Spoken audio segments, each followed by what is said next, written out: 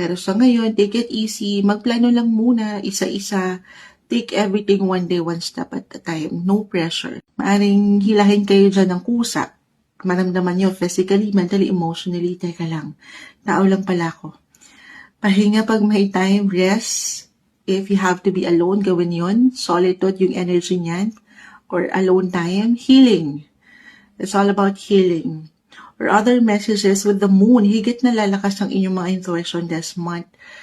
Maaring may ilang impormasyon, balita, or may ilang secrets na ma-unveiled or mapaangat dyan, liwanag, clarity.